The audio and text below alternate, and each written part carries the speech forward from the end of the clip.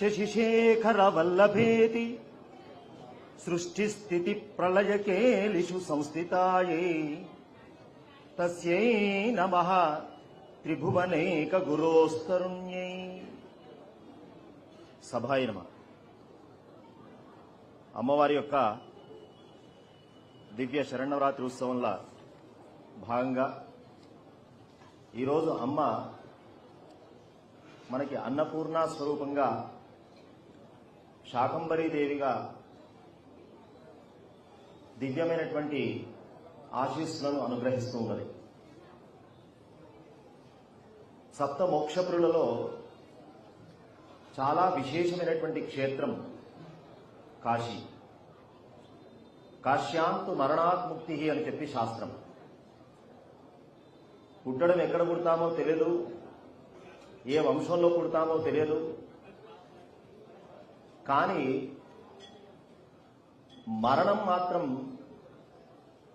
మనం అనుకూలంగా నిర్ణయించుకొని సాధన చేసి ఏ క్షేత్రంలోనైతే ఈ జీవుడు ప్రాణాన్ని వదిలిపెడితే మళ్ళీ జన్మ రాదో అలాంటి దివ్యమైనటువంటి క్షేత్రంలో సాధన మరణం అది కేవలం కాశీ క్షేత్రానికి మాత్రమే చెప్పింది శాస్త్రం.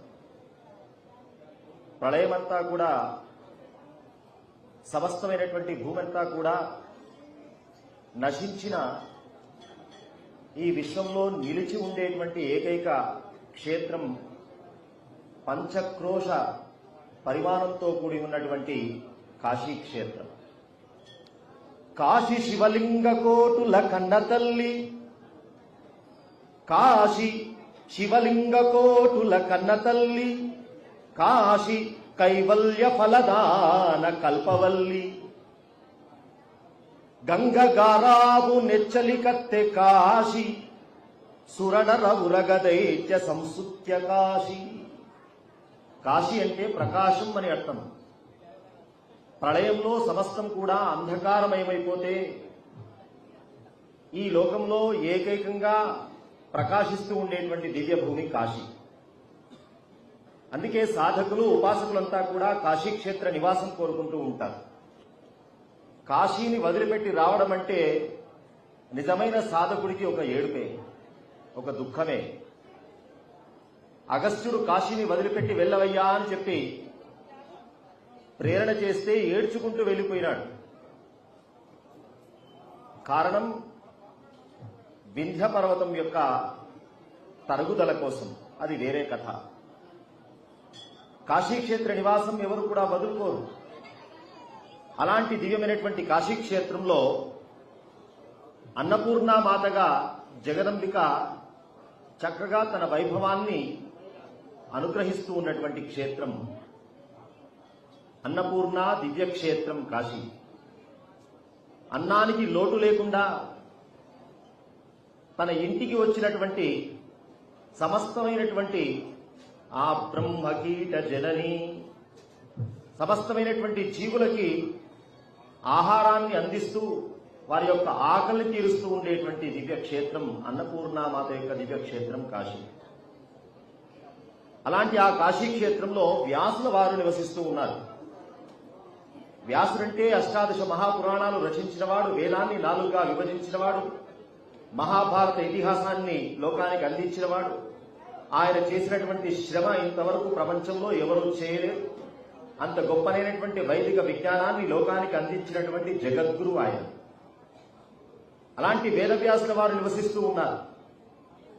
ఆయనకి అనేక మంది శిష్యులు రోజు కూడా ఆ కాశీక్షేత్రంలో భిక్షాటన చేస్తూ చక్కగా తమ యొక్క సాధన ఉపాసన కార్యాన్ని నిర్వహిస్తూ ఉన్నారు.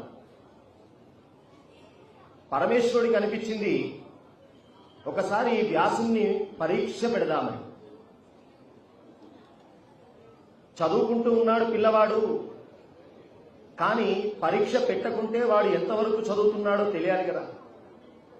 అందుకే భక్తులకే ఎక్కువ పరీక్షలు, నమ్ముకున్న వాడికే ఎక్కువ పరీక్షలు. కారణం బంగారాన్నైనా కొలిమిలో పెట్టనిది దాని సొబగు, దాని సౌందర్యం బయట ప్రపంచానికి తెలియబడదు. అలాగే భక్తిలో నీ పరాకాష్ఠ, నీ మానసికమైనటువంటి నిష్ఠ ఎంతవరకు ఉన్నదో పరమాత్మ స్క్రూటినీ చేస్తూ ఉంటాడు. అలాగే వ్యాసుల వారిని పరీక్షిద్దామనుకుంటూ ఉన్నాడు. ఈయన ఆచార్య స్థానంలో ఉన్నాడు, గురుస్థానంలో ఉన్నాడు. ఈయన మానసికమైనటువంటి పరిస్థితి ఎట్లా ఉంటుందో తెలుసుకుందామని చెప్పి ఒకరోజు కాశీ క్షేత్రంలో వ్యాసుల వారికి భిక్ష లేకుండా చేసినారు. వ్యాసుడికే కాదు, వ్యాసుల వారి యొక్క శిష్యులు దాదాపు 10,000 మంది ఉన్నారట. వారందరికీ కూడా కాశీ పట్టణంలో ఏ ఇంటికి వెళ్ళినా కానీ భిక్ష దొరకకుండా అయిపోయింది. కాశీలో భిక్ష దొరకలేదు అంటే అది ఆశ్చర్యకరమైన విషయం. అలాంటిది కాశీ క్షేత్రంలో తిరుగుతూ ఉన్నప్పటికీ భిక్ష దొరకకపోయేసరికి వ్యాసుల వారికి కోపం వచ్చింది. తన చేతిలో ఉన్నటువంటి భిక్షా పాత్రను నేల మీద కొట్టి, కోపంలో ఉన్నవాడి పరిస్థితి ఎట్లా ఉంటుందో చూడండి. మొట్టమొదలు ఇంట్లో 32 ఇంచుల టీవీ బద్దలైన తర్వాత మాత్రమే కోపం కొంచెంలో కొంత చల్లారు. తర్వాత ఆలోచిస్తాడు, అయ్యో 50,000 పెట్టింది కదా. అందుకే కోపాన్ని నియంత్రించుకోవడమే ఉపాసనలో మొట్టమొదటి స్టెప్. నేను భక్తుని చెప్పి భజన చేస్తే భగవంతుడు స్తోత్రాలకి సంతోషపడేవాడు కాదు. పరోక్ష ప్రియాహి వై దేవాహ, మనస్సును ప్రేమించేవాడు భగవంతుడు. భౌతికతను ప్రేమించేవాడు జీవుడు, మనస్సును ప్రేమించేవాడు భగవంతుడు. నీ మనస్సు ఎంత నిష్కల్మషంగా ఉంది, ఎంత ప్రేమతో ఉంది, విశ్వ శ్రేయస్సు కోసం అందరూ బాగుండాలనే తపన నీలో ఎంత ఉంది, ఇది పరమాత్మ పరీక్షిస్తాడు. కోపం పెరిగిపోయింది, ఆకలి అవుతున్నది. మొదటి రోజు భిక్ష దొరకలేదు, రెండో రోజు భిక్ష దొరకలేదు.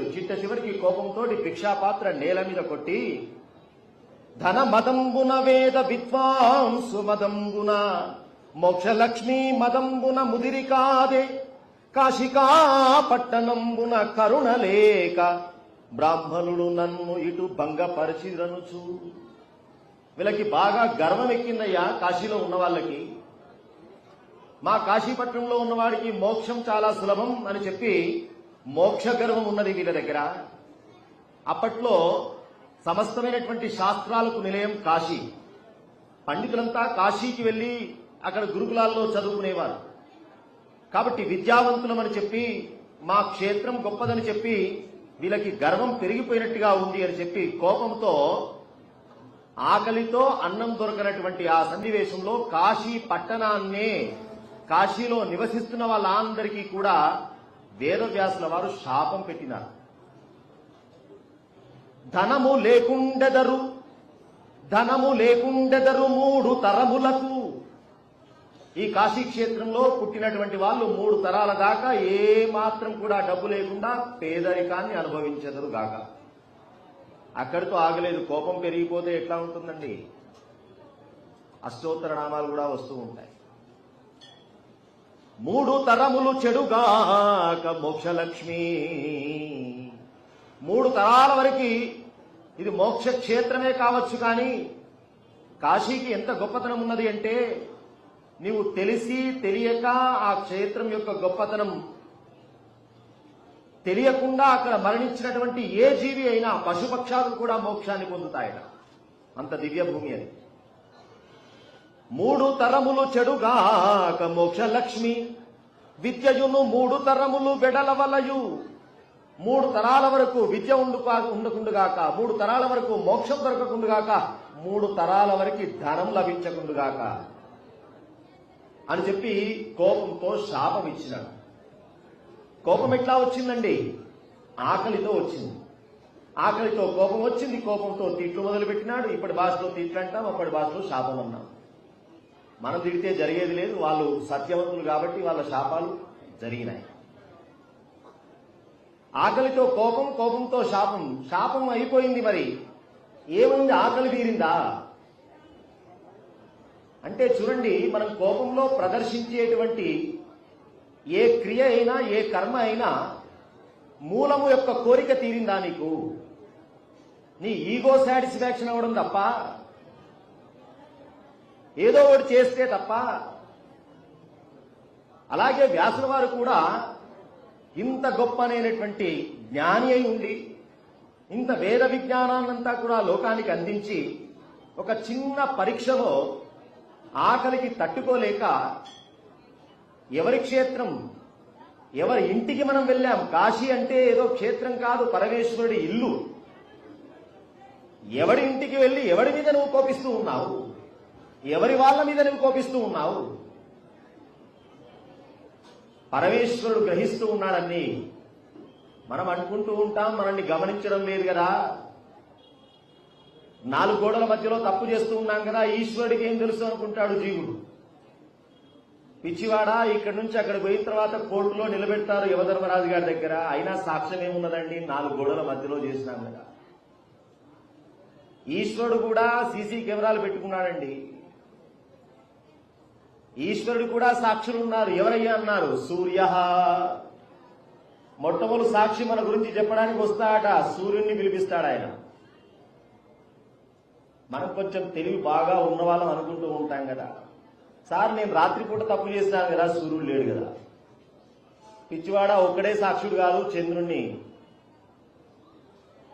కొంచెం బాగా తెలివైన వాడు ఉంటాడు, నా బోటివాడు. సార్ నేను అమావాస్య నాడు తప్పు చేసినాను, ఆ రోజు చంద్రుడు కూడా లేడు కదా. వాయుదేవుని పిలుస్తాడు. ఎక్కడికి పోతావయ్యా నువ్వు? గాలి లేని ప్రాంతం ఎక్కడ ఉన్నది? పంచభూతాల నియంత్రణ కలిగినటువంటి ఈశ్వరుడు కదా ఆయన.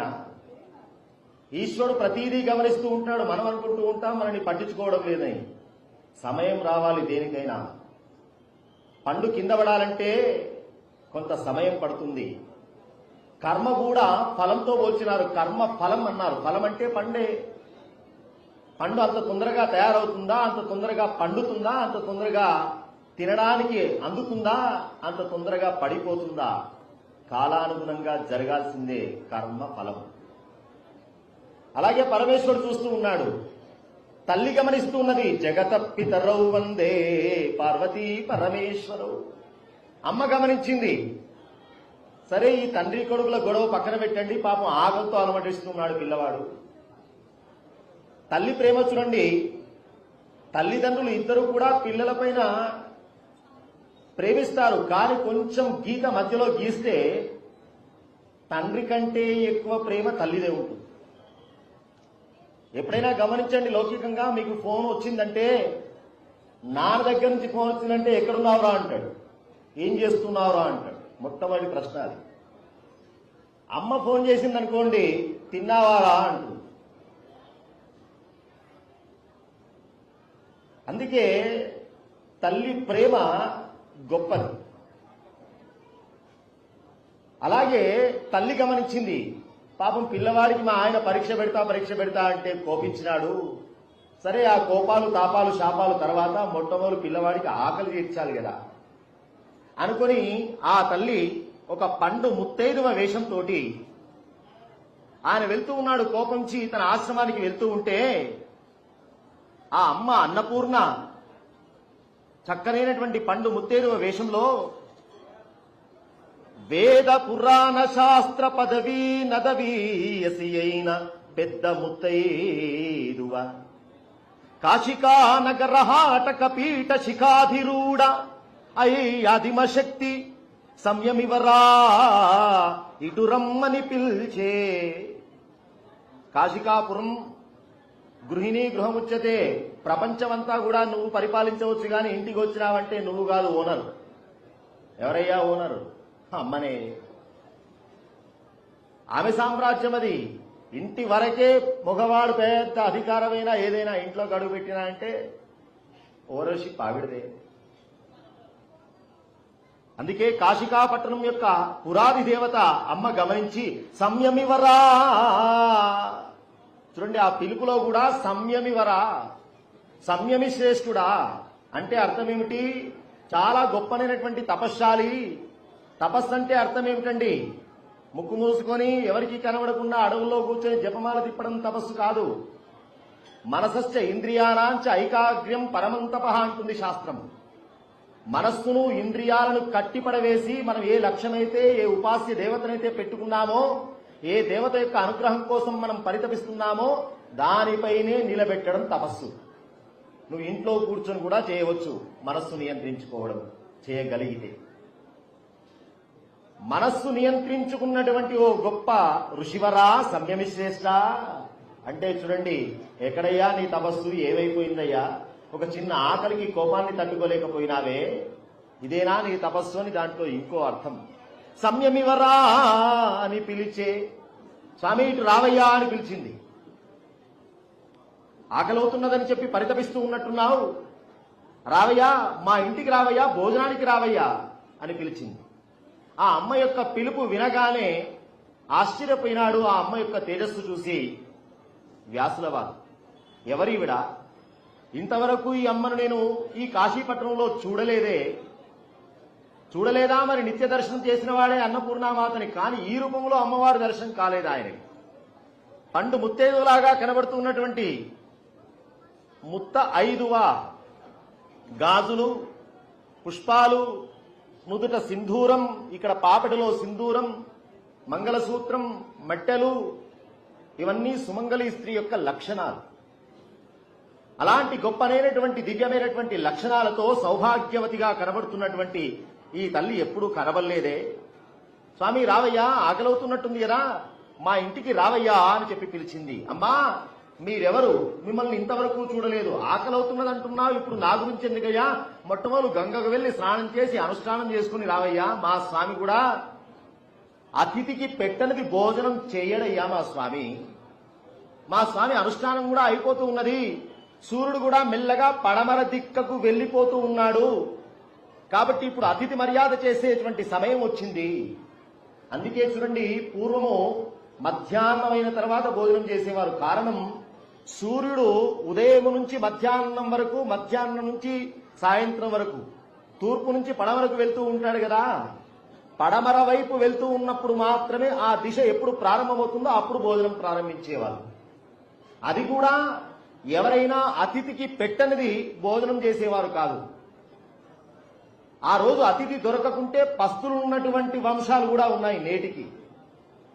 అంత గొప్పగా గౌరవించినటువంటి, అంత గొప్పగా అతిథి సంస్కారం, ఇంకొక జీవుడి యొక్క ఆనందం, ఇంకొక జీవుడి కడుపు నిండిన తర్వాతే తన కడుపు నింపుకోవాలనేటువంటి ఒక దివ్య సంస్కృతి మన వేద సంస్కృతి. కానీ మారిపోయింది కాలం. మన కడుపు నిండితే చాలు, ఇంకోరి కడుపు కొట్టినా పర్వాలేదు. అది మన సంస్కృతి కాదు. ఇప్పుడు నా గురించి ఎందుకయ్యా? గంగకు వెళ్లి అనుష్ఠానం చేసుకుని రావయ్యా. వెళ్ళాడు, కానీ ఒక అనుమానం బయలుదేరింది. నా ఒక్కని కడుపు నింపుకుంటే ఎట్లా? నా వెనకాల 10,000 మంది శిష్యులున్నారు. పాపం ఈవిడేమో నన్ను ఆదరంతో ప్రేమతో పిలుస్తూ ఉన్నది భోజనానికి. మరి మా శిష్యుల గతి ఏం కావాలి? గురువుగారు హాయిగా పిలవగానే పోయినాడు, మా కడుపేం పట్టించుకోలేదు. అమ్మా మరి నా శిష్య పరివారం పెద్దది, ఎంతమంది వచ్చినా పర్వాలేదయ్యా. ఎందుకంటే ఇది ఎవరి భూమి? విశ్వనాథుడి యొక్క భూమి. ఇది కాశీ క్షేత్రమయ్యా. ఎంతమంది వచ్చినప్పటికీ కూడా ఏమాత్రం ఇబ్బంది లేదయ్యా అని చెప్పి అన్నవుడు అల్ల నవ్వి కమలానన, అమ్మవారికి నవ్వొచ్చిందట. అమ్మా నా పరివారం పెద్దదేదో, నన్ను ఒక్కను ఉన్నాననుకొని చెప్పి నన్ను భోజనానికి పిలిచావు, నా వెనకాల పిలిస్తే 10,000 మంది వస్తారు, మరి అందరికీ భోజనం పెట్టగలవా? అప్పుడు ఆ తల్లి నవ్వుతూ అంటున్నదట, ఓ మునివర నీవు శిష్య గణంబుకొని చెయ్యనరమ్ము, విశ్వనాథుని కృప పేర్మి ఎందరు అతిథులు చెనుదించిన కామధేనువు పనిగొనున్నట్లు పెట్టుదు. కామధేను ముందు ఎన్ని కోరికలు, ఏ కోరిక ఎంతమంది ఎన్ని కోరికలు కోరినా కానీ తీర్చేటువంటి శక్తి కలిగినది కామధేను. కాబట్టి కాశీ క్షేత్రం కామధేనువు లాంటిదయ్యా. హాయిగా నీ శిష్య పరివారంతో చక్కగా రావయ్యా అని చెప్పి పంపించింది. వెళ్లారు, గంగానదిలో స్నానం చేశారు. 10,000 మంది 2 రోజుల ఆకలితో అలమడిస్తూ ఉన్నారు. ఏం పెడుతుందో చూద్దామనుకున్నారు. పాపం పండు ముత్తేదో పిలిచింది ముసలావిడ అనుకున్నారు. రాగానే అందరినీ కూర్చోబెట్టింది, చక్కగా అరిటాకు వేసింది. ఇంతవరకు కాశీపట్టణంలో ప్రతిరోజు భిక్షకు వెళ్లి తెచ్చినటువంటి పదార్థాలన్నీ కూడా అందరూ హాయిగా శిష్య పరివారంతో గురువు గారు కూడా ఆనందంగా అనుభవించేవారు. కానీ ఈ రోజు చూస్తే ఇంతవరకు కూడా మన జీవితంలో లభించినటువంటి భోజన పదార్థాలన్నీ కూడా అరిటాకు మొత్తం కూడా నిండిపోయిందట.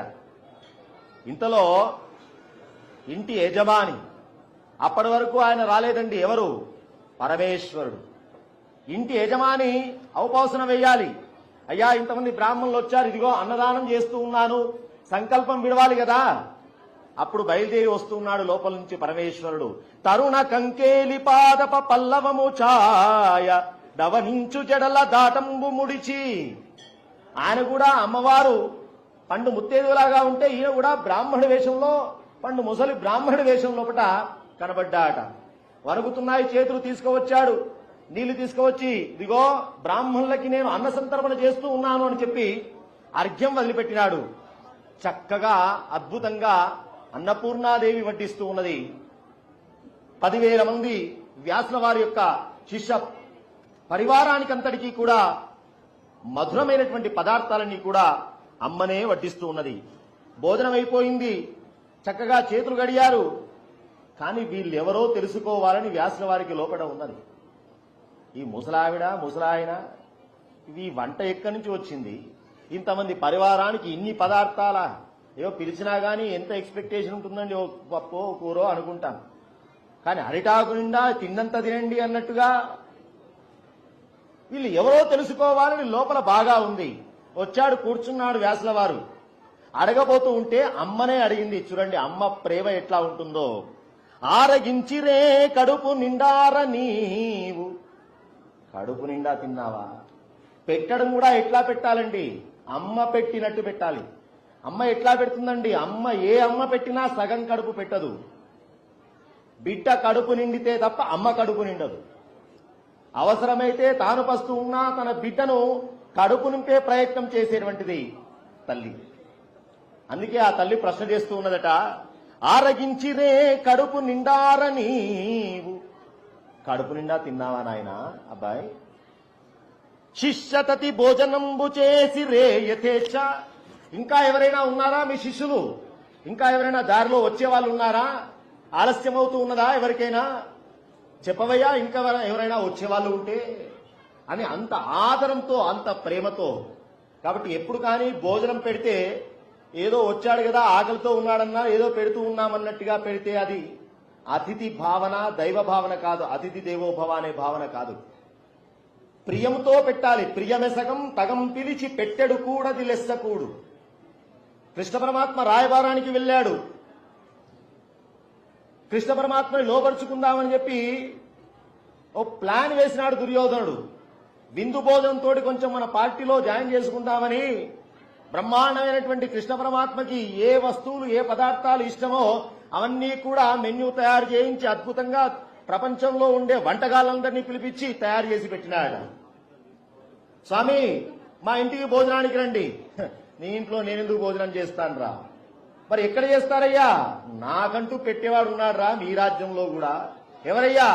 సంప్రీతి భోజ్యాని అన్నాని. నువ్వు నాకు ప్రేమతో పెడుతున్న భోజనం కాదు ఇది, లోపరుచుకుందామని ఆశతో కోరికతో పెడుతున్న భోజనం. అయినా పాపాత్ముడి భోజనం చేయడం అనేది పాపాన్ని తినడమే అవుతుందిరా. కాబట్టి నాకంటూ నా మీద ప్రేమ చూపించేవాడున్నాడు పరమ భక్తాగ్రగణ్యుడు విదురుడు అని చెప్పి విదురుని ఇంటికి వెళ్లి ఆ విదురుడు పెట్టినటువంటి ఇంత అక్కడ మెన్యూ అక్కడ లేదు, ఇన్ని పదార్థాలు లేకపోవచ్చు కాక, కానీ పరమాత్మ దేన్ని ప్రేమిస్తాడు? పత్రం పుష్పం ఫలం తోయం యోమే భక్త్యా ప్రయచ్చతి. భక్తితో ప్రేమతో నువ్వు పత్రం ఇచ్చినా పుష్పం ఇచ్చినా పరమాత్మ సంతోషిస్తాడు. భౌతికతను ప్రేమించేది జీవుడు, మనస్సును ప్రేమించేది భగవంతుడు. అందుకే చూడండి, పుట్టింది దేవకి వసుదేవులకి ఆయన కృష్ణ పరమాత్మ. అక్కడనే ఉండి కథ నడిపించవచ్చు ఆయన నడిపించాలనుకుంటే. కానీ పుట్టగానే ఏమాత్రం ఆలస్యం చేయకుండా ఎక్కడికి బయలుదేరినాడు? రేపల్లెకు బయలుదేరినాడు. రేపల్లెలో వేద పండితులున్నారా? రేపలలో చాలా గొప్ప ధనవంతులున్నారా? ఎవడైనా గాని మంచి కోటీశ్వరు ఇంటి లోపట, రాజు ఇంటి లోపట ఆతిథ్యాన్ని కోరుకుంటారు. గాని వసుదేవుడు ఇక్కడ ఉంటే చక్కగా రాజభోగ భాగ్యాలు ఉంటాయి. ఇక్కడి నుంచి పోయి గోపాలకుల ఇంట్లో చేరినాడు ఆయన. పుట్టగానే పరిగెత్తినాడు ఆయన. కారణం, గోపాలకుల యొక్క రేపల్లె అది ప్రేమ పల్లె, నిష్కల్మషమైన ప్రేమ. యశోదమ్మకి కొడుకు పుడితే ఊరంతా ఉత్సవం చేసుకున్నదట. ఎవరికైనా పక్కన ఇంట్లో ఏదైనా మంచి జరుగుతుంటే పక్కింటి వాడికి ఎప్పుడు ఏడిపే ఉంటుంది. అట్లాంటిది యశోదమ్మకు కొడుకు పుడితే ఊరంతా ఉత్సవం చేసుకోవడం ఏమిటండి? అంటే అర్థం అమ్మ ఆనందం అందరి ఆనందం. అది పల్లె వాతావరణం. అది భారతీయ సనాతన ధర్మంలో మనకు నేర్పినటువంటి ఆచారం. సహనా భవతు. ఒకడి ఆనందం నీ ఆనందం, ఒకడి దుఃఖం నీ దుఃఖం. అలాగే వ్యాసవారు అడుగుతూ ఉన్నారు, అమ్మా మీరెవరు అంటే అప్పుడు చెప్తున్నది, ఎట్లు పురాణములు 18 చదివితి, ఎట్టు వేదములు కట్టితి వేర్పరిచి. అయ్యా కడుపు నిండింది కదా. ఇప్పుడు ఎప్పుడైనా కానీ అబ్బాయి తప్పు చేసినాడనుకోండి, కొడుకు తప్పు చేసినాడనుకోండి, తల్లిదండ్రుల పరిస్థితి ఎట్లా ఉంటుంది అంటే తండ్రి రాగానే నిలదీస్తాడు. కానీ తల్లి ఏం చేస్తుందంటే మొట్టమొదటి వాడు భోజనం చేసినాడా లేదా, వాడు తిన్న తర్వాత కావాలంటే నువ్వేమైనా చేసుకో, తిండికి ముందు వ్యవహారం ఎందుకయ్యా. అందుకే ఇప్పుడు హాయిగా భోజనం అంతా పెట్టిన తర్వాత మళ్ళీ మార్గంలోకి తేవాలి కదా. చెడు మార్గంలో వెళ్తూ ఉన్నప్పుడు మళ్ళీ మంచి మార్గంలోకి తేవడం కూడా తల్లిదండ్రుల ధర్మమే. ఇప్పుడు అంటూ ఉన్నదట ఆ తల్లి, ఏమయ్యా 18 పురాణాలు ఇట్లా రాసినావయ్యా, వేదాన్ని 4గా విభజించినటువంటి వేదవ్యాసుడివా నీవు? ఇంత విజ్ఞానం కలిగి ఉండి కూడా నీవు అజ్ఞానంతో ఈ కాశీపట్టణం మీదే, విశ్వనాథుడి యొక్క దివ్య భూమిపైనే నీవు నీ ఆధిపత్యంతో కోపాన్ని ప్రదర్శిద్దామనుకుంటున్నావా? కోపము తప్ప ఒప్ప? కామయేష క్రోధయేష రజోగుణ సముద్భవ. కోపం తప్పు, కోపం తప్పు అంటూ ఉంటాం. కోపము తప్ప? కోపము తప్పు అన్నట్టయితే గురువు శిష్యుణ్ణి ఏమి చేయలేడు, బతిలాడుకోవాలంతే. బతిలాడుకుంటే వస్తుందా విద్య? తల్లిదండ్రులు కోపించకుంటే పిల్లవాళ్ళు వింటారా? మరి కోపం తప్పెట్లా అవుతుంది? కాబట్టి కోపము తప్పు కాదు. ధర్మాన్ని ధర్మ ఆచరణలో పెట్టడానికి ఉపయోగించే కోపము తప్పు కాదు. ధర్మాన్ని అతిక్రమించేటట్టుగా నీ కోపం ఉంటే అది తప్పు. అందుకోసమే రాగస్వరూప పాషాఢ్య క్రోధాకారాంకుశోజ్వల. అమ్మవారు లలితామాత యొక్క 2 చేతుల లోపట 2 ఆయుధాలున్నాయి. క్రోధ ఆకార అంకుశ ఉజ్వల. ఒక చేతిలో అంకుశం ఉన్నదట. అంకుశం అంటే ఏనుగును కంట్రోల్ చేయడానికి మావటి ఉపయోగించేటువంటి చిన్న ఇనుప వస్తువు, మేకు, అంకుశం అంటాం. అది ఉన్నది అమ్మవారి చేతిలో. ఒక చేతిలో రాగస్వరూప పాషాఢ్య. పాశం అంటే తాడు. లలితమ్మ చేతిలో తాడు ఉన్నది, ఒకవైపు అంకుశం ఉన్నది. అదేమిటండి తాడు అంకుశం పట్టుకున్నది? ఆ తాడేమిటో తెలుసునా? రాగస్వరూప పాషాఢ్య. ప్రేమ అనే పాశము, ప్రేమ అనే తాడు. ప్రేమ అనే తాడు ఎంతవరకు కట్టాలో అంతవరకే కట్టాలి. బంధాన్ని చేసేటువంటిది ఎంతవరకు ఉండాలో అంతవరకు తెలియాలి నీకు. తాడు నీ చేతిలో ఉండడం కాదు, దేన్ని కట్టాలి, ఎంతవరకు కట్టాలి, ఎప్పుడు కట్టాలి, ఎప్పుడు తీయాలి, ఇది తెలియాలి. కాబట్టి ప్రేమ ఎంతవరకు ప్రదర్శించాలి? తల్లిదండ్రులు ప్రేమ ప్రదర్శించడం తప్పు కాదు, కానీ విపరీతమైన ప్రేమ ప్రదర్శిస్తే అది తప్పు. కొడుకులు చెడుదారిలో వెళ్ళినప్పటికీ కూడా కళ్ళు మూసుకొని ధృతరాష్ట్రంలాగా చూస్తూ ఉంటే అది ప్రేమ కాదు, అది తప్పే. కాబట్టి ప్రేమ కూడా పాశంలాగా ఉండాలి. అది అమ్మ నేర్పుతూ ఉన్నది. కోపం క్రోధాకారాంకుశోజ్వల, అంకుశం లాగా ఉండాలి. కోపం వచ్చింది, ఏనుగు ఆ మావటివాడు పెట్టినటువంటి ఆ ఇనుప మేకు ఆ అంకుశానికి మాత్రమే వింటుంది. కాబట్టి కోపము ప్రదర్శించేటప్పుడు కూడా నియంత్రణ ఉండాలి కోపములో. అది అమ్మ మనకు నేర్పుతూ ఉన్నది. అందుకే భోజనం అంతా అయిపోయిన తర్వాత అమ్మ అంటూ ఉన్నది, క్రోధంబు ఫలమే నిర్మల బోధములకు. జ్ఞానవంతుడిగా చెబుతూ ఉన్నావు, జ్ఞానికి కోపం అనేది లక్షణం అవుతుందా? జ్ఞానం ఉన్నదంటే కోపం ఉంటుందా? కానీ నువ్వు కోపాన్ని ప్రదర్శించినావే. కాబట్టి నాయనా, నువ్వు ఎవరి మీద కోపాన్ని ప్రదర్శించాలో వాళ్ళ మీద కోపాన్ని ప్రదర్శించాలి. కానీ కాశికాపట్నం పైన, విశ్వనాథుడి యొక్క దివ్య భూమి పైన నువ్వు కోపాన్ని ప్రదర్శించినావు. కాశీ నుండగా నర్హుండ కాడవీవు. కాశీ మీద ప్రేమ లేక కాశీలో నివసిస్తున్నటువంటి ఏదో ఒక చిన్న నీ స్వార్థపూరితమైనటువంటి ఆకలి తీరకుంటే ప్రజలంతా ఏం తప్పు చేసినారండి? నువ్వు ఎవరిని శపించినావు? మొత్తం కాశీలో ఉండేటువంటి 3 తరాలను శపించినావే. ఇది జ్ఞానం అవుతుందా? జ్ఞానమా ఇది అజ్ఞానమా? అమ్మ అడుగుతూ ఉన్నది. కాబట్టి నీవు ఈ క్షేత్రంలో నివసించడానికి అర్హత లేదు. కాశీ మీద ప్రేమ లేని వాడికి కాశీలో నివసించే అవకాశం ఎక్కడిది? అర్హత ఎక్కడిది? కాబట్టి నీవు కాశీలో ఒక్క క్షణం కూడా ఉండడానికి వీల్లేదు, వెళ్ళు అని చెప్పి అమ్మవారు కాశీ నుండగా అర్హుండ కాడవీడు వెడలి పొమ్మను మాటలు వెయునేలా. శంకరునికి కూడా కోపం వచ్చింది. నా ఇంటికి వచ్చి నా ఇంటి వాసులనే కోపిస్తాడా? కాబట్టి వెళ్ళిపోమ్మని చెప్పు. నా నివాసంబు కాశికా నగరి ఎట్టు. అప్పుడు గాని కళ్ళలో నీళ్లు తిరగలేదు. కాశీని వదిలిపెట్టి వెళ్ళమంటున్నాడే. ఎవరు వెళ్ళమంటున్నది? సాక్షాత్తు పరమేశ్వరుడే. ఎవరో వెళ్ళమంటే ఏమనుకోవచ్చు, కానీ సాక్షాత్తు విశ్వనాథుడే వెళ్ళగొడుతూ ఉన్నాడంటే ఏడుపు వచ్చింది వేదవ్యాసునికి. అమ్మా అమ్మా అని చెప్పి ప్రాధేయపడ్డాడు. ఆ అమ్మ యొక్క ప్రోద్బలం వల్ల ఒక్క అష్టమి రోజు నీకు ప్రవేశాన్ని విధిస్తూ ఉన్నాను అని చెప్పి ప్రతి అష్టమి వేదవ్యాసుడికి కాశీ ప్రవేశం పెట్టినారు. అది అమ్మ యొక్క దివ్యమైనటువంటి అనుగ్రహం వల్ల.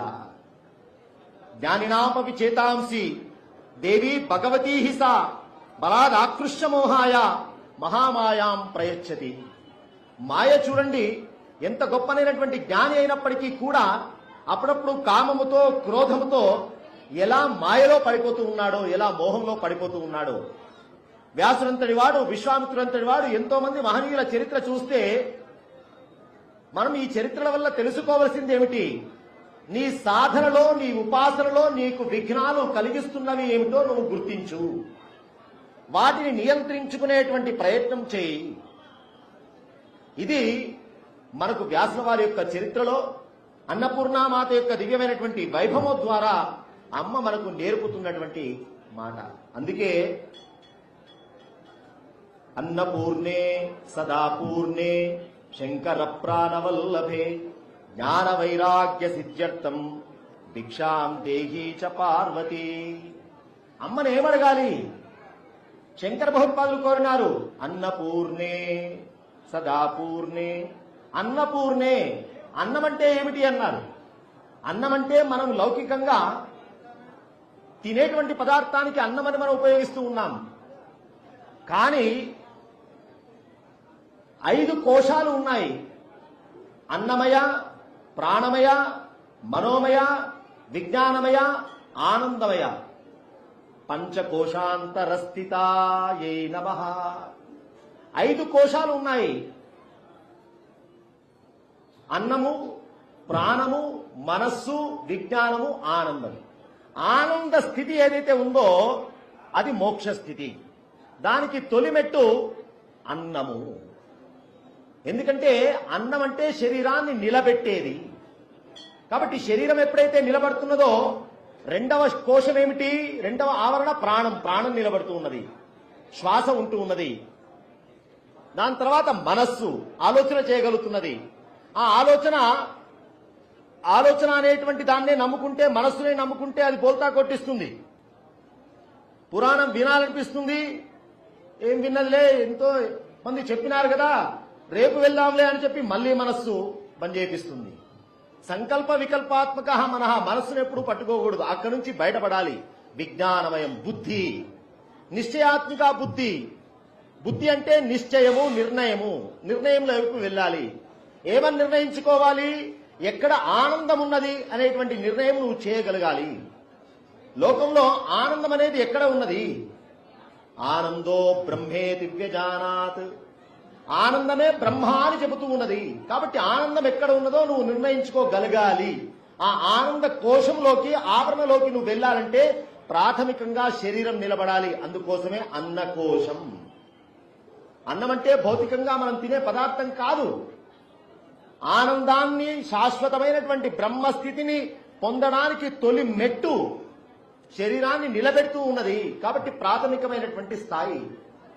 ఆ రకంగా ఆధ్యాత్మిక పరిభాషలో అన్నం బ్రహ్మేతి వ్యజానాత్, అన్నాద్యేవ ఖల్విమాని భూతాని జాయంతే, అన్నేన జాతాని జీవంతి, భృగుర్వైవారుణి వరుణం పితరముపససార. భృగు మహర్షి వారికి ఒకసారి, అయ్యా బ్రహ్మను చేరుకోవాలి, బ్రహ్మ స్థానాన్ని చేరుకోవాలని చెప్పి అంటున్నదే శాస్త్రం. అసలు బ్రహ్మ అంటే ఎవరు? ఇక్కడ లోకంలో వ్యవహారంలో మనం ఎప్పుడు కూడా కన్ఫ్యూజ్ కాకూడదు. బ్రహ్మ అంటే సృష్టి చేసిన వాడు బ్రహ్మ అని చెప్పబడుతున్నాడు. కానీ వాస్తవంగా బ్రహ్మస్థానం అంటే అర్థము పరమాత్మ స్థానం. ఈయన చతుర్ముఖుడనేటువంటి బ్రహ్మ, ఆయనలో ఉండేటువంటి కొన్ని లక్షణాలు ఇక్కడ ఉన్నాయి కాబట్టి ఈయనను కూడా బ్రహ్మ అని పిలుస్తూ ఉన్నాం. కానీ బ్రహ్మ అంటే నిర్గుణం, నిర్వికారం, నిర్విశేషం. అక్కడ నామము లేదు, రూపము లేదు. ఆ స్థితి బ్రహ్మస్థితి. బ్రాహ్మీభూతులైనారు అంటారు. సన్యాసాశ్రమం స్వీకరించి వారు వెళ్ళిపోతే, ఈ లోకాన్ని వదిలిపెట్టి వెళ్ళిపోతే వాళ్ళు బ్రాహ్మీభూతులైపోయినారు అంటారు. బ్రహ్మైక్యం చెందినవారు అంటారు. అంటే సరస్వతీదేవి యొక్క భర్త అయినటువంటి సృష్టికర్త బ్రహ్మ కాదు, ఇక్కడ మోక్ష స్థితి చేరినాడు అని అర్థం. కాబట్టి బ్రహ్మ అనేటువంటి పదము సర్వసాధారణంగా ఉపయోగిస్తున్నట్టుగా చతుర్ముఖ బ్రహ్మ కాదు, బ్రహ్మస్థితి. ఆ ప్రశ్న అడిగాడు భృగు మహర్షి తన తండ్రి అయినటువంటి వరుణ్ణి. అయ్యా బ్రహ్మ అంటే ఏమిటి? అధీతి భగవో బ్రహ్మేతి, బ్రహ్మ గురించి నాకు బోధ చేయవయ్యా అన్నాడు. ఆయన అన్నాడు, బ్రహ్మ గురించి బోధ చేస్తే బ్రహ్మ తెలిసేవాడు కాదయ్యా. నాయమాత్మా ప్రవచనేన లభ్య, ఉపదేశాల వల్ల బ్రహ్మ తెలియబడడు, సాధన వల్ల మాత్రమే బ్రహ్మ తెలియబడతాడు. అంతేకాని జపం చేసుకుంటూ బ్రహ్మ బ్రహ్మ బ్రహ్మ అంటే నీకు మోక్షం రాదు, సాధన చేయాలి. ఎప్పుడు కానీ గులాబ్ జామ్ తీయగా ఉన్నది తీయగా ఉన్నదని చెప్పి నువ్వు 108 సార్లు 1000 సార్లు జపం చేసినా దాని మాధుర్యం నువ్వు అందుకుంటే కదా. కాబట్టి ఉపదేశాల వల్ల, చదువుల వల్ల బ్రహ్మస్థితి తెలియదు, సాధన వల్ల మాత్రమే తెలుస్తుంది. కాబట్టి నీ అంతట నువ్వు సాధన చేయి అని చెప్పినాడు తండ్రి. చెబుతూ కొడుకు అడుగుతున్నాడు కాబట్టి కొంచెం మార్గం చెప్పాలి. కాబట్టి బ్రహ్మ ఎవరు అంటే చెబుతూ ఉన్నాడు, అన్నం ప్రాణం చక్షుశ్రోత్రం బ్రహ్మేతి. అన్నమా, ప్రాణమా, చక్షువా, శ్రోత్రమా, ఇది ఏమిటో ఒక్కసారి నువ్వే తపస్సు ద్వారా నిర్ణయించుకో. తపసా బ్రహ్మ విజిజ్ఞాసస్వ, తపస్సు చేసి అన్నము బ్రహ్మనా, ప్రాణం బ్రహ్మనా, శరీరం బ్రహ్మనా నువ్వే నిర్ణయించుకో, సాధన చేయి అన్నాడు. వెళ్ళాడు, కొన్ని సంవత్సరాలు తపస్సు చేసినాడు. ఆయన ఇంటికి వచ్చాడు. తండ్రి నాకు ఒక విషయం తెలిసింది, బ్రహ్మ అంటే ఎవరో అన్నాడు. ఏమిట్రా అన్నాడు. అన్నం బ్రహ్మే దివ్యజానాత్, అన్నం బ్రహ్మ అన్నాడు. ఎందుకనుకుంటూ ఉన్నావు అన్నం బ్రహ్మ అన్నాడు. అన్నాత్యేవ కల్విమాని భూతాని జాయంతే, అన్నము ద్వారానే కదా ప్రతి జీవి పుడుతున్నది, అన్నము ద్వారానే జీవుల యొక్క మనుగడ కొనసాగుతున్నది. చిట్ట చివరికి వెళ్లే స్థానము కూడా అన్నమే. కాబట్టే అన్నమే బ్రహ్మస్థానం అని నేను చెప్తూ ఉన్నాను. అంటే తండ్రి అన్నాడు, నువ్వు ఇంకా ప్రాథమిక దశలోనే ఉన్నావు అన్నాడు. చూడండి, మొట్టమొదలు వాస్తవంగా అన్నం బ్రహ్మ అని అనుకున్నాడు. ఎప్పుడు కానీ ఒక సిద్ధాంతం తయారు చేయాలంటే ఒక సైంటిస్టు మొట్టమొదలు అజంప్షన్ చేస్తాడు, ఊహిస్తాడు, ఇది కావచ్చు అంటాడు. అక్కడ ప్రారంభమవుతుంది పరిశీలన.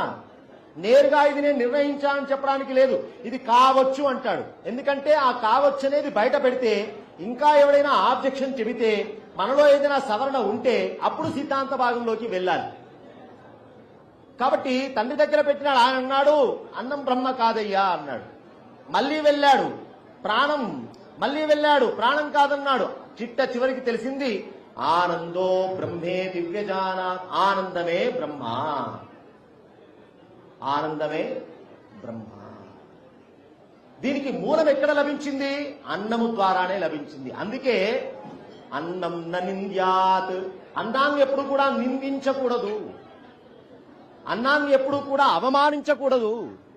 ఎందుకంటే బ్రహ్మస్థానాన్ని నీకు ప్రయోగపెడుతూ ఉన్నటువంటి ప్రాథమికమైనటువంటి స్థితి కాబట్టి అన్నాన్ని నిర్లక్ష్యం చేయకూడదు అని చెప్పి, అందుకే అన్నపూర్ణ మాతను, అన్నపూర్ణ అంటే అర్థం ఏమిటి? అన్నం అంటే లౌకికంగా అన్నం పెట్టేది అని అర్థం. కానీ ఇక్కడ శంకరాచార్యుల వారు అమ్మ అన్నం పెట్టమని కోరలేదు. ఆయన జ్ఞాన వైరాగ్య సిద్ధ్యర్థం ఆయన కోరిన భిక్ష ఏమిటి అంటే జ్ఞానము వైరాగ్యము ఇవ్వు తల్లి అన్నాడు ఆయన. అన్నపూర్ణమాత దగ్గరికి వెళ్ళి అమ్మా నాకు బెండకాయ కూర, వంకాయ కూర, చక్కగా పొద్దున మధ్యాహ్నం భోజనం పెట్టవమ్మా, మధురమైన పదార్థాలు, ఆవిడ అన్నం పెట్టేది కదా. ఇది లౌకికం. శరీరం నిలబడేంత మట్టికి అక్కడే ఆగకూడదు. ఎక్కడికి వెళ్ళాలి? ఆనంద స్థితికి వెళ్ళాలి. ఆనంద స్థితికి వెళ్ళాలంటే రెండు కావాలి మనిషికి, జ్ఞానం వైరాగ్యం. ఈ రెండు ఉంటే తప్ప ఆనందాన్ని మోక్షాన్ని పొందలేడు. కాబట్టి అమ్మా అన్నపూర్ణ, పూర్ణ అన్నాడు. పూర్ణత్వం అంటే నిండుతనం అని అర్థం. ఎప్పుడు కానీ జ్ఞానము వైరాగ్యము నిండుతనంగా ఉండాలి. అటు ఇటుగా ఉన్నట్టయితే వాడికి కూడా ఆనంద స్థితిని పొందలేడు అన్నారు. ఎట్లా అన్నారు? లోకంలో అదే విషయాన్ని చెబుతూ సంశయాత్మా వినశ్యతి. ఎప్పుడు కానీ జ్ఞాన స్థితిలో కానీ వైరాగ్య స్థితిలో కానీ సంశయ స్థితి అనేది ఉండకూడదు. అందుకే శంకరాచార్య వారు చెప్తున్నారు, అమ్మా అన్నపూర్ణ, లౌకికంగా శరీరం నిలబడడానికి, అన్నకోశం నడవడానికి అన్నం ఇవ్వు తల్లి, కానీ ఇక్కడితో ఆపకుండా జ్ఞాన వైరాగ్యం ఇవ్వు తల్లి అని చెప్పి కోరుతూ ఉన్నాడు. కాబట్టి మనిషి కోరుకోవలసింది మోక్షం. ఆ మోక్షం కావాలంటే మనకు రెండు సాధనలు కావాలి. ఒకటి జ్ఞానం, ఒకటి వైరాగ్యం. జ్ఞానం అంటే విషయం తెలుసుకోవడం, వైరాగ్యం అంటే దాన్ని ఇంప్లిమెంటేషన్, సాధన, ప్రాక్టికల్. థియరీ ఉండాలి, ప్రాక్టికల్ ఉండాలి. థియరీ అంటే నాలెడ్జ్, జ్ఞానం. ప్రాక్టికల్ అంటే వైరాగ్యం. ఎట్లా అన్నారు? శంకరునిలాగా అన్నారు. మహాజ్ఞాని అని చెప్పాలంటే దక్షిణామూర్తి స్వరూపంగా ఉన్నటువంటి శంకరుని చెబుతుంది శాస్త్రం. శంకరుడు మహాజ్ఞాని అన్నారు. ఎట్లాగండి? శ్మశానంలో ఉంటే జ్ఞానమా అంటే శంకరుని తత్వం అర్థమైతే నీకు జ్ఞాని యొక్క లక్షణం అర్థమవుతుంది. లోకంలో బాగా ధనవంతుడెవరు అని చెప్పి కనుక పరిశీలన చేస్తే దేవతల్లో మనకు కూడా అప్పుడప్పుడు పేపర్లలో బిలీనియర్లు, మిలీనియర్లు అని చెప్పి ప్రతి సంవత్సరం డాటా తీస్తారు. ఈ సంవత్సరం ఈ 10 మంది ఈ దేశంలో ఉన్నవాడు అని చెప్పి డాటా తీస్తారు. ఎవ్రీ ఇయర్ సర్వే జరుగుతుంది. ఎవరో ఒకరు వస్తూ ఉంటారు. కానీ బాగా ఆలోచించండి, మన దేవతల్లో ఇన్ని యుగాలు జరిగినా, ఇంతకాలం నడుస్తూ ఉన్నా బాగా ధనవంతుడు ఎవరయ్యా అని చెప్పాలంటే ఎవరి పేరు చెప్తాం? కుబేరుని పేరు చెప్తాం. ఎందుకంటే వెంకటేశ్వర స్వామికి అప్పించిన వాడంటే ఎంత డబ్బు ఉన్నదో అర్థం చేసుకోండి. అప్పటికి ఇప్పటికీ ఇంకా ఆయన డబ్బు వెంకటేశ్వర స్వామి వారికి అప్పి ఇచ్చినా ఇంకా తగ్గలే ఆయనకు. అంటే ఎంత డబ్బు ఉన్నదండి ఆయన దగ్గర?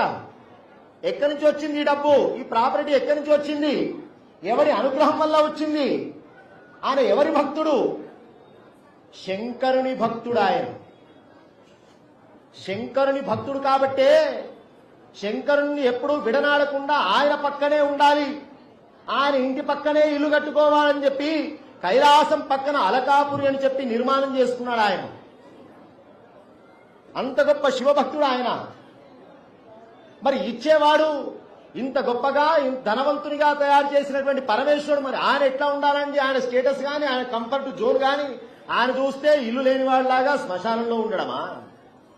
ఒంటి మీద పట్టుబట్ట, కనీసం ఏదైనా ఒకరోజు పట్టుబట్ట కట్టుకోవయ్యా అంటే నాకెందుకయ్యా అని చెప్పి పులి చర్మమో గజ చర్మమో కట్టుకొని తిరగడమా?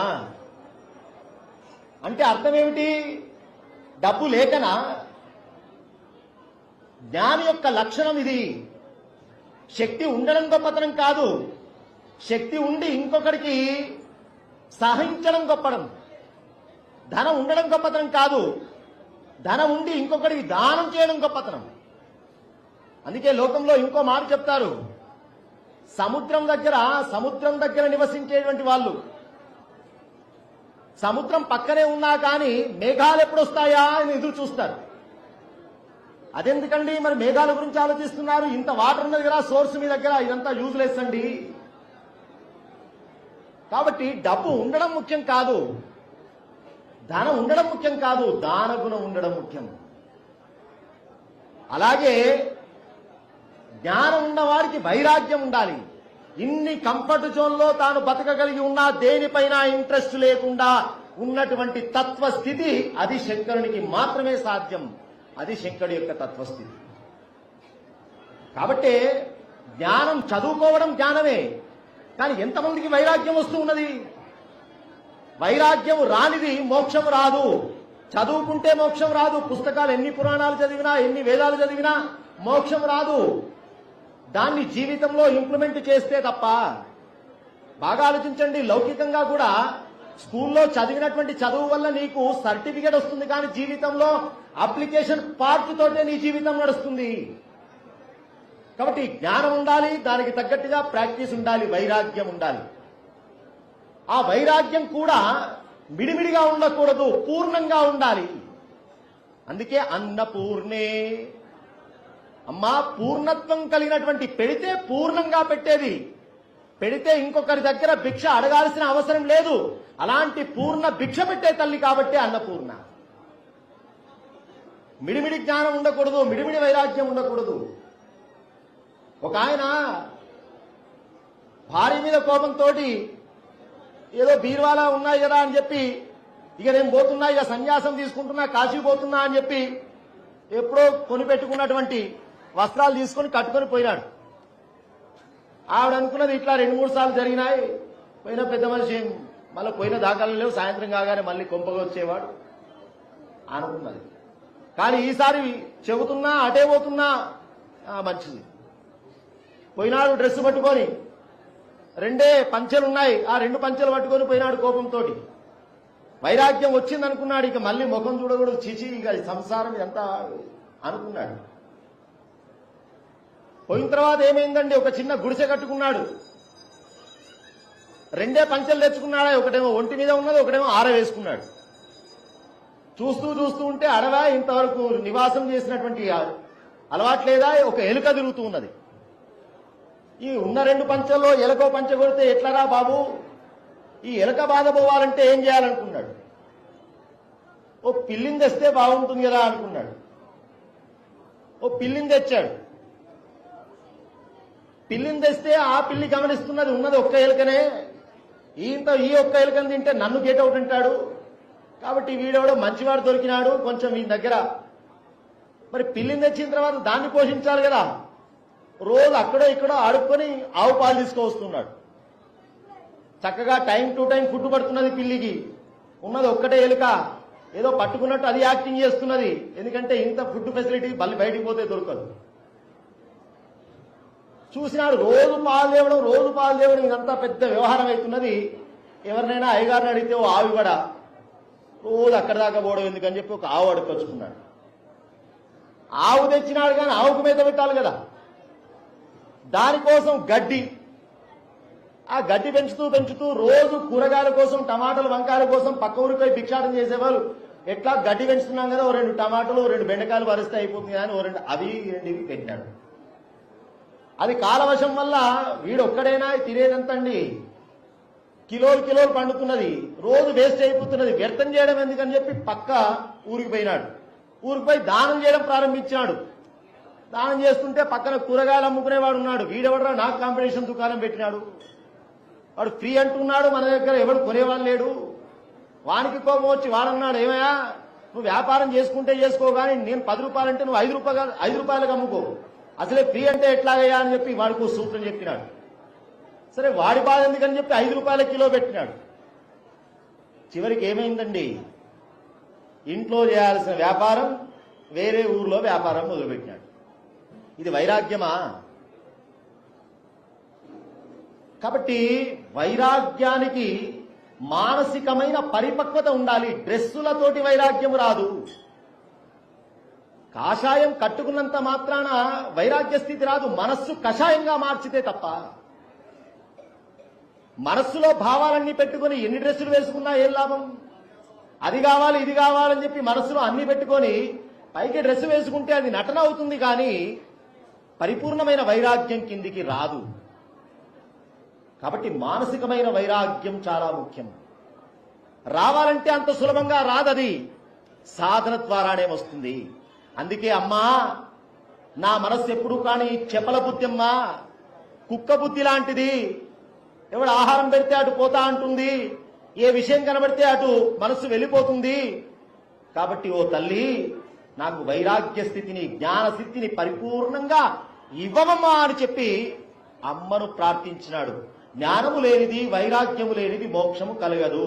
అంటే అన్నపూర్ణ మాత అంటే కేవలం లౌకికంగా అన్నకోశమైనటువంటి శరీరాన్ని నిలబెట్టడం కాదు, అన్నకోశం నుంచి ఆనంద కోశం వరకు మన బుద్ధిని తీసగబెట్టి నిలబెట్టేటువంటి బుద్ధిని ఇవ్వవమ్మా అని చెప్పి అన్నపూర్ణ మాతను మనం ప్రార్థించడమే ఈ రోజు అమ్మని మనం అన్నపూర్ణ మాతగా అలంకరించుకొని భావన చేసేటువంటి ఒక దివ్యమైనటువంటి సౌభాగ్యం ఈ నవరాత్రుల్లోపట అమ్మవారి యొక్క దివ్యమైనటువంటి వైభవం.